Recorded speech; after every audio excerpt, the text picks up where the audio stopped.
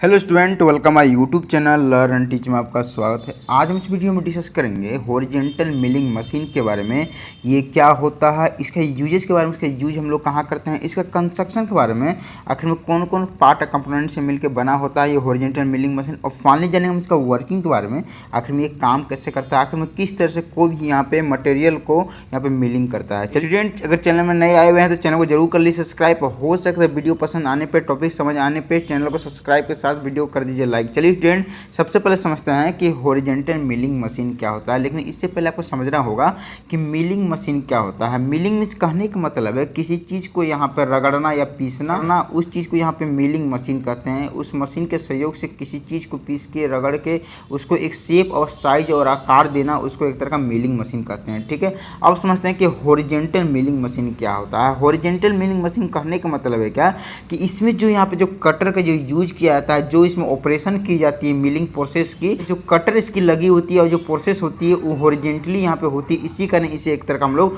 Horizontal milling machine कहते हैं। ठीक है, चलिए थोड़ा सा एक्सप्लेनेशन सा समझ लेते हैं कि आखिर में हॉरिजॉन्टल मिलिंग मशीन क्या होता है। यहाँ पे देख सकते हैं मैंने थोड़ा एक्सप्लेनेशन सा लिख के बताइए, लिखी हुई क्या है हॉरिजॉन्टल मिलिंग मशीन के बारे में। फर्स्ट पॉइंट यहाँ लिखी हुई है कि horizontal milling machine is a type of milling machine. Means कहने का मतलब है कि मिलिंग मशीन का एक तरह का हॉरिजॉन्टल मिलिंग मशीन टाइप होता है। जैसे कि मिलिंग मशीन का 2-3 टाइप होते हैं। सबसे पहला तो होते हैं यहाँ पे एक हॉरिजॉन्टल मिलिंग मशीन, और दूसरी होती है वर्टिकल मिलिंग मशीन, और तीसरी होती है यूनिवर्सल मिलिंग मशीन। ठीक है, तो हम जो यहाँ पर डिस्कशन कर रहे हैं फर्स्ट टाइप का डिस्कशन करेंगे हॉरिजॉन्टल मिलिंग मशीन के बारे में। ये कि मिलिंग मशीन का एक हॉरिजॉन्टल मिलिंग मशीन टाइप होता है। इसके नीचे की यहाँ पॉइंट में लिखी हुई क्या है कि in horizontal milling machine the milling cutter are place on horizontal with the help of horizontal arbor. Means कहने का मतलब है कि हॉरिजॉन्टल मिलिंग मशीन में क्या होती है, इसमें जो कटर को जो सेट कर दी जाती है, उसे जो प्लेस की जाती है वो हॉरिजॉन्टली उसे सेट कर दी जाती है, और उसके बाद किसके सहयोग से यहाँ पे सेट की जाती है हॉरिजॉन्टली, उसे आर्बर के सहयोग से की जाती है। मींस एक तरह का धुरी के सहयोग से इसे सेट कर दी जाती है। जब धुरी रोटेशन करती है तो यहाँ पे मिलिंग का जो कटर हो उसे भी रोटेशन कराती है। इस चीज़ को यहाँ पर कटर बोलेंगे और ये चीज़ को यहाँ पे आर्बर बोलेंगे। ठीक है, तो इसके सहयोग से यहाँ पे मिलिंग करती है। ठीक है, इसके नीचे के पॉइंट में लिखी हुई क्या है कि it is mill the workpiece horizontal direction then it is called horizontal milling machine. Means कहने का मतलब है कि वर्कपीस को यहाँ पे हॉरिजॉन्टली डायरेक्शन में यहाँ पे मिल करती है। मींस उसे मटेरियल को रिमूव करती है, कट करती है। इसी कारण इसे एक तरह का हॉरिजॉन्टल मिलिंग मशीन कहते हैं। अगर इसके यूजेस की हम बात करते हैं कि हॉरिजॉन्टल मिलिंग मशीन का यूज हम लोग कहाँ पर करते हैं, इसका यूज हम लोग मिलिंग ऑपरेशन के लिए करते हैं। फैक्ट्री इंडस्ट्री में जहाँ पे मैन्युफैक्चरिंग की जाती है कोई भी प्रोडक्ट को, वहाँ पे कोई मटेरियल को, चाहे मेटल के मटेरियल हो या ब्रास की हो या वुड की हो, प्लास्टिक की हो, मींस जो टाइप के जो मटेरियल लेते हैं उसे हम लोग यहाँ पे हॉरिजॉन्टल मिलिंग ऑपरेशन करने के लिए इस हॉरिजॉन्टल मिलिंग मशीन का यूज किया जाता है रिक्वायरमेंट के हिसाब से। ठीक है, अब समझते हैं इसका कंस्ट्रक्शन के बारे में, आखिर में कैसे बना होता है, कौन कौन से पार्ट कंपोनेंट के नाम होते हैं। तो जो आपके सामने फिगर जो नजर आ रही है हॉरिजॉन्टल मिलिंग मशीन की फिगर है, देखिए समझते हैं, थोड़ा बारीकी से समझेंगे। देखिए सबसे पहले क्या होती है, इसको एक तरह का खड़ा रखने के लिए यहाँ पे बेस का यूज किया जाता है। ठीक, काफ़ी मजबूत या मटेरियल से मिलकर बनाया जाता है। इसे कास्ट आयरन मटेरियल से बनाया जाता है, ग्रे कास्ट आयरन मटेरियल से मिलकर बनती है काफ़ी बेस, जिसको एक तरह का हम लोग एक तरह का बेस बोलते हैं। ठीक है, इसके बाद क्या होती है कि जस्ट यहाँ पे इसे जो भी है इसके अंदर जो यहाँ पे मैकेनिज्म यहाँ पे इसके अंदर सेट कर दी जाती है, जो भी मशीन इसके अंदर सेट की जाती है, तो यहाँ पे कौन चीज़ में होती है, एक तरह का इसे कॉलम का यूज किया जाता है। ठीक है, तो ये चीज़ को क्या बोलेंगे, एक तरह का इसे कॉलम बोलेंगे। मीन्स एक तरह का बोल सकते हैं एक क्रम में सारी यहाँ पार्ट को कंपोनेंट को यहाँ पे एक सेपरेट तरीका से इसे सजा दिया जाता है। ठीक है, जैसे कि मान लीजिए यहाँ पे HMI हो गई, यहाँ पे इंडिकेटर हो गई, यहाँ पे जो मोटर हो गई, गेयर मैकेनिज्म हो, स्पिंडल है, तो मीन्स एक क्रम में से सजाया जाए, मीन्स एक पंक्ति के अनुसार से सजा दिया जाती है, इसीलिए इसे एक तरह का कॉलम बोलते हैं। ठीक है, सबसे पहले यहाँ पे एक डिस्प्ले होती है जिसे एक तरह का हम लोग क्या बोलते हैं ह्यूमन मशीन इंटरफेस। ठीक है, मीन्स एक तरह का HMI होती है जो पूरी यहाँ पर मशीन को यहाँ पर कंट्रोल इसी के सहयोग से की जाती है। ठीक है, तो इसे बोलेंगे HMI। उसके जस्ट इसके नीचे में इंडिकेटर लगा दी जाती है,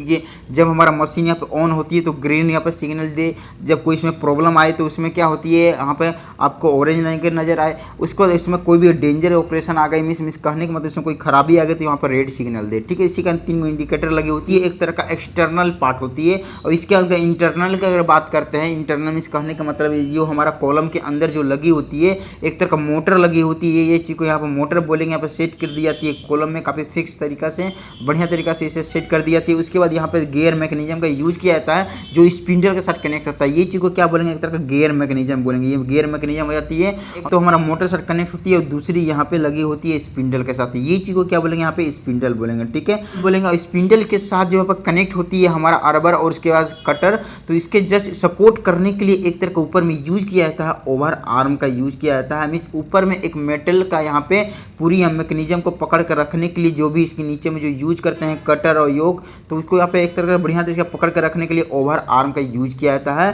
और ये चीज़ को क्या बोलेंगे, एक तरह का यहाँ पे अर्बर सपोर्ट बोलेंगे, जो हमारा पूरी तरह से कटर को और हमारा यहाँ अर्बर का जो धुरी है उसको यहाँ पर सपोर्ट करने के लिए और योग को सपोर्ट करने के लिए एक तरह का अर्बर सपोर्ट बोलेंगे। ठीक है, तो मीन्स कहने का मतलब है इसके अंदर हम यूज करते हैं एक तरह का या ये जो ये योग बोलेंगे, ये भी योग होती है। और जस्ट यहाँ बीच में जो ये चीज़ को क्या बोलेंगे, अर्बर बोलेंगे। इसके बाद यह होती है एक तरह धुरी होती है जो अर्बर, और उसके बाद क्या होती है यहाँ पे बीच में यूज करते हैं एक तरह का यहाँ पे कटर का। ठीक है, जो यहाँ पे मिलिंग करती है, जो मटेरियल को रिमूव करने के लिए इस मिलिंग कटर का यूज किया जाता है। ठीक है, इसके ऊपर तीत बने होते हैं और काफ़ी तेज़ी से ये घूमती है जब हमारा पूरी मैकेनिज्म इसके ऊपर जब लोड दी जाती है तब। ठीक है, और काफ़ी मटेरियल को फास्ट रिमूव करती है। ठीक है, अब क्या होती है, जस्ट ये इसके नीचे के मैकेनिज्म को समझते हैं आखिर में कौन कौन इसमें कंपोनेंट होते हैं। देखिए सबसे पहले क्या होती है कि यहाँ पे एक यूज करते हैं एक तरह का नी का, ये चीज़ को क्या बोलेंगे, यहाँ का नी बोलेंगे। ठीक है, नी मीन्स कहने का मतलब ये मशीन का घुटना होती है। मीन्स घुटने के ऊपर या जितनी भी यहाँ पर कंपोनेंट यहाँ रखी जाती है तभी जाके यहाँ पर वर्कपीस को रख के यहाँ पे उसकी मटेरियल को रिमूव कर दी जाती है। ठीक है, नी को यहाँ पर डायरेक्शन मूव कराने के लिए ये चीज़ को यहाँ पर क्या बोलेंगे, एलिवेटिंग स्क्रू बोलेंगे। ठीक, एलिवेटिंग स्क्रू मीन्स कहने का मतलब है कि इसे मतलब जो नी को ऊंचाई तक ले जाना और नीचाई तक ले जाना, मीन्स ऊपर से नीचे की ओर मूव कराने के लिए। ठीक है, और इसके किसके सहयोग से ऊपर से नीचे को यहाँ मूव करती है, वर्टिकल फीड हैंडल के सहयोग से। ये चीज़ को क्या बोलेंगे, वर्टिकल फीड हैंडल बोलेंगे, जो हमारा नी को ऊपर और नीचे यहाँ पर मूवमेंट कराने के लिए काफ़ी मदद करती है। और यहाँ पे जो मूवमेंट करती है हमारा कॉलम के साथ अटैच होती है हमारा नी, और यहाँ पे एक तरह का लगी होती है एक तरह का नी वर्टिकल गाइडर लगी होती है। ये चीज़ को नी वर्टिकल गाइडर बोलेंगे, जो हमारा नी को ऊपर नीचे यहाँ पे स्लोट करती होती है और स्लोट में फंसी होती है हमारा नी, और जो ऊपर नीचे यहाँ पे मूवमेंट करती है हमारा ये नी वर्टिकल गाइडर के सहयोग से। ठीक है, इसे अगर क्लॉकवाइज घुमाएंगे तो ये क्या ऊपर की ओर जाएगी, एंटी क्लॉक घुमाएंगे तो ये नीचे को आएगी हमारा। देख सकते हैं कैसे ऊपर नीचे यहाँ पे मूवमेंट हो रही है। अब क्या होती है, जस्ट इसके ऊपर जो यूज करते हैं एक तरह का सेडल का यूज किया था। सेडल मीन्स कहने का मतलब सीट होती है। मीन्स यहाँ पे जितनी भी इसके ऊपर जो मैकेनिज्म रखी जाती है, मीन्स इसके ऊपर जो भी कंपोनेंट रखे जाते हैं तो एक तरह का सेडल के ऊपर रखे जाते हैं। इसको क्या बोलेंगे, एक तरह का सेडल बोलेंगे। सेडल मीन्स कहने का मतलब है यहाँ पे एक तरह सीट होती है जो यहाँ पे मूवमेंट करती है। मूवमेंट किसके सहयोग से करती है, लेफ्ट और राइट, यहाँ पे हॉरिजॉन्टल ट्रांसवर्सल फीड हैंडल के सहयोग से करती है। जब क्लॉकवाइज से रोटेशन कराएंगे तो ये हमारा राइट की ओर मूव करेगी, और एंटी क्लॉकवाइज डायरेक्शन में से रोटेशन कराएंगे इस हैंडल को तो यहाँ पे ये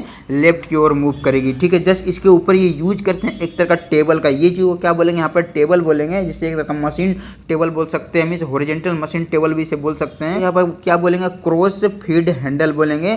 और ये जो टेबल होती है जो यहाँ पे मूवमेंट करती है, इसका भी काम मूवमेंट करना होता है। मीन्स ये एक तरह का जो मूवमेंट करती है ये जेड डायरेक्शन में मूवमेंट करेगी। जो नी है, नी तो यहाँ पे ऊपर नीचे मूवमेंट करती है, मीन्स एक्स डायरेक्शन में मूवमेंट की। और हमारा ये जो नजर आ रही है आपके सामने सेडल जो सीट है, यहाँ पे एक तरह का वाई डायरेक्शन में मूवमेंट की। जेड डायरेक्शन में कहने का मतलब क्या है, जैसे कि मान लीजिए आपके सामने ये टेबल है। ठीक है, टेबल के ऊपर ये वर्कपीस को रखते हैं। जेड डायरेक्शन में क्या होती है, टेबल है, टेबल यहाँ पर कैसे मूव कराती है, इसे ऊपर और नीचे ऐसे मूव कराती है। ठीक है, सेडल होती है, सेडल का क्या काम होती है, इसे लेफ्ट और राइट मूवमेंट कराना। ठीक है, ये एक तरह का टेबल है, इसके ऊपर ये वर्कपीस है। ठीक है, ऐसे ऐसे मूव करती है। ठीक है, तो इसी कारण इसे हम लोग जेड डायरेक्शन मूवमेंट कराने के लिए इस टेबल का यूज किया जाता है। जैसे टेबल के ऊपर एक यूज करते हैं एक तरह का वाइस का। वाइस कहने का मतलब है कि इसके ऊपर जो वर्कपीस होती है उसे अपनी जगह फिक्स रखने के लिए यहाँ पे वाइस का यूज किया जाता है। ये एक तरह का वाइस हो गया और ये इसके वाइस की हैंडल हो जाती है। ठीक है, ये हमारा एक तरह का क्या वर्कपीस है, जो मटेरियल को रिमूव कराना उसको एक शेप और साइज देने के लिए इस वर्कपीस का यूज करेंगे, जो हम लोग वर्किंग के दौरान समझेंगे आखिर में कैसे मटेरियल को रिमूव कराया जाता है। ठीक है, तो इस तरह से इसकी पूरी कंस्ट्रक्शन हो जाती है हॉरिजॉन्टल मिलिंग मशीन की।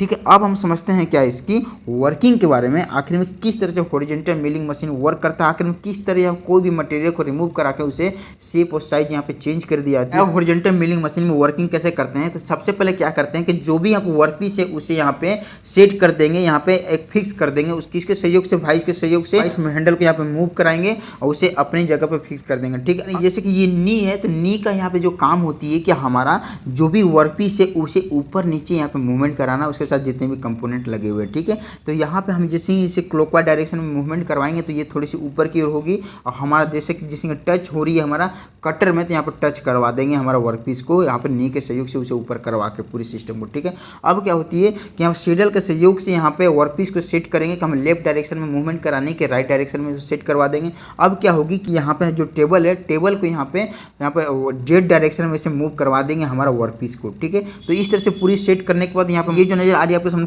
कॉलम की यहाँ ऊपर में जो इंडिकेटर लगी हुई है, तो जस्ट इसके नीचे दो बटन होते हैं, पहला तो स्टार्ट होती है और दूसरी यहाँ पे क्लोज होती है। ठीक है, मींस एक तरह स्टॉप होती है। ठीक है, तो जैसे ही हम स्टार्ट बटन को यहाँ पर क्लिक करेंगे तो क्या होगी कि यहाँ पे इंडिकेटर यहाँ पे इंडिकेट करेगी कि हमारा मशीन ऑन हो चुकी है, मींस ग्रीन का सिग्नल जलने लगेगी और HMI में जितनी भी इसकी सिस्टम है यहाँ पे दिखाने लगेगी कि हमारा कितनी स्पीड से हमारा स्पिंडल रोटेशन कर रही है और मिलिंग कटर यहाँ पर रोटेशन कर रही है। ठीक है, तो यहाँ पर सेट कर लेंगे कितनी स्पीड से हमें रोटेशन करानी है, तो इसके हिसाब से यहाँ पर सेट कर लेंगे और सेट जैसे ही करते हैं कि मोटर को उतनी स्पीड से यहाँ पर पावर सप्लाई होगी, अब मोटर यहाँ पर ऑन हो जाएगी। मोटर होने के बाद गियर मैकेनिज्म यहाँ रोटेशन करने लगेगी, हमारा स्पिंडल को यहाँ पे रोटरी एनर्जी को यहाँ पे ट्रांसफर करने लगेगी, रोटरी मोशन को ट्रांसफर करने लगेगी और हमारा स्पिंडल रोटेशन करेगा। उसके साथ जो कनेक्ट अर्बर भी ये हमें रोटेशन करेगी, उसके साथ जो कनेक्ट हमारा मिलिंग जो कटर है ये यहाँ पे रोटेशन करने लगी। देख सकते कैसे रोटेशन कर रही है, यहाँ पे रोटेशन करने लगी। कटर जैसे रोटेशन करेगी तो हमारा वर्क पीस को जैसे ही टच करवाएंगे तो क्या होगी, यहाँ पे मेटल को रिमूव करने लगेगी, मीन्स उसे मिलिंग करने लगेगी, उसे पीसने लगेगी। ठीक है,